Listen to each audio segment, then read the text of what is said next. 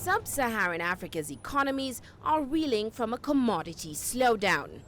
The Washington-based International Monetary Fund revised its forecast for the year down from 3% to just 1.4%. You know, the key for us really is, the key risk is really whether or not countries will go ahead and do the required fiscal adjustment. Should they fail to do that, I fear vulnerabilities will heighten, and the crisis and the weak economic performance we've seen so far could get even more difficult. More diversified nations like Rwanda and Senegal are expected to continue to grow at more than 5%.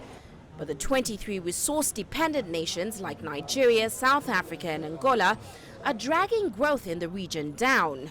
Nigeria is facing its first recession in more than 20 years. Now, the good thing for Nigeria is they have fairly low level of debt.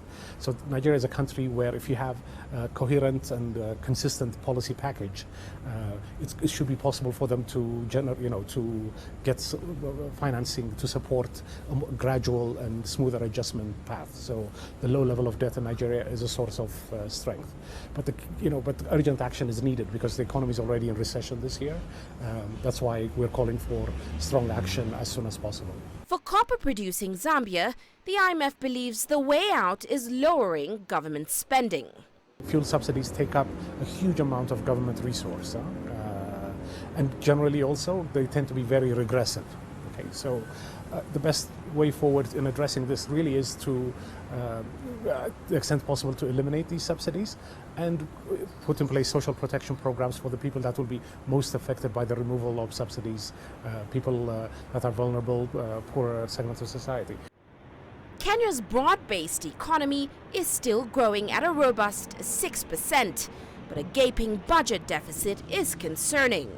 Kenya, the growth has been good over the last several years, and this year also it looks to be holding up well, but it's been accompanied by rising fiscal deficits. Now, because this deficit increase is being driven by an effort to address investment needs, infrastructure investment in particular, this is justifiable. However, it's important going forward to make sure that the medium-term consolidation path that the government has in mind is adhered to. Selassie also says that African nations need to build debt like Eurobonds with other cheaper forms of financing from development institutions. But countries such as Nigeria and Angola have so far declined to borrow from the lender, turning to China and the World Bank instead. But for Selassie, what is most important is that the right policies are being pursued. Uche Okoronkwo, CCTV.